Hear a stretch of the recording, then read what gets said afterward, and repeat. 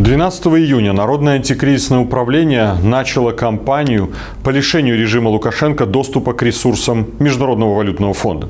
С тех пор к нам присоединилось множество небезразличных белорусов, которые поддержали наше обращение к руководству Международного фонда, используя шаблоны писем, подготовленные командой НАУ. Вместе с тем мы получили от вас и ряд важных вопросов, на которые хотим сегодня ответить, чтобы расставить все точки над «и». В ближайшее время, после ряда внутренних согласований, Международный валютный фонд примет финальное решение о распределении так называемых СДР – Special Drawing Rights, или специальных прав заимствования. Беларусь имеет квоту в этом распределении в размере свыше $1 миллиарда США. Режим Лукашенко будет претендовать на эту квоту, чтобы обменять СДР на живые деньги и продолжить вгонять страну в долги, обеспечивая свою политику репрессий и террора. Для примера, этих денег режиму хватит, чтобы полностью содержать чиновничий, силовой и судебный аппарат в течение целого года.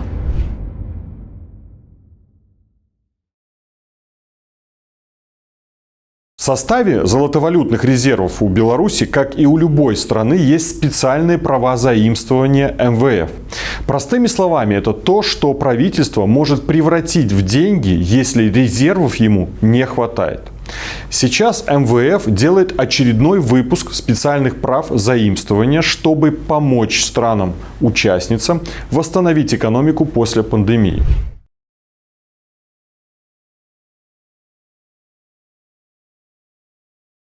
Режим Лукашенко, еще в начале пандемии бросивший и народ, и медиков на произвол судьбы, не имеет морального права претендовать на эти средства. Последствия его ковид-диссидентства и сокрытие реальной статистики смертности нам еще только предстоит оценить. Но главное, мы с вами прекрасно понимаем, что никто в современной Беларуси не сможет проконтролировать, пойдут эти средства на медицину или будут разворованы и израсходованы на репрессивный аппарат, чтобы продлить существование диктаторского режима.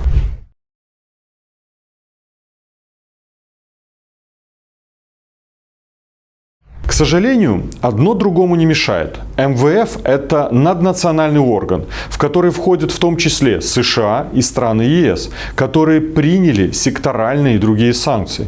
Но данные санкционные ограничения не имеют прямого влияния на решение МВФ с выделением СДР. Однако в случае с режимом Лукашенко МВФ имеет полное право даже при фактическом выделении квоты отказать в ее перечислении по причине нелегитимности нынешнего правительства Беларуси.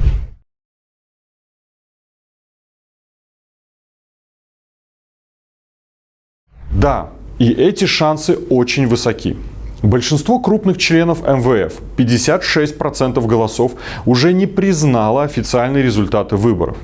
По сравнению с менее 13%, которые высказались в поддержку режима. Следовательно, они вправе не признать и нелегитимное руководство Нацбанка и Минфина, представляющее Беларусь в Совете управляющих МВФ. Точно на таких же основаниях МВФ ранее отказал в перечислении более $5 миллиардов Венесуэле по причине непризнания легитимности правительства Мадуро со стороны США и еще более 50 стран-участниц МВФ. Поэтому на решение МВФ будет влиять не только гуманитарный фактор, но и устав фонда, а также венесуэльский прецедент.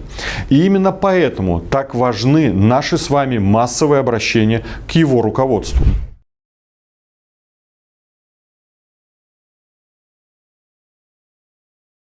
Да, МВФ обладает всей нужной полнотой власти для принятия решения не финансировать режим. Это полностью соответствует уставу МВФ. Кроме того, там есть множество стран, которые поддержат такое решение, включая США, Канаду, Великобританию, страны ЕС и другие. Но для этого они должны услышать наш голос.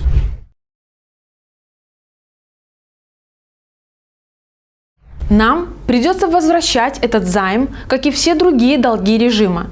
Тем временем он использует его для углубления кризиса, еще большего разрушения экономики и репрессирует еще больше людей. Первое. У режима будет значительно меньше ресурсов на репрессии. Второе. Вероятным последствием станет требование к режиму вернуть деньги, полученные от выпуска евробондов. Это означает, что нелегитимная власть будет обязана вернуть инвесторам более 3 миллиардов долларов США. Третье.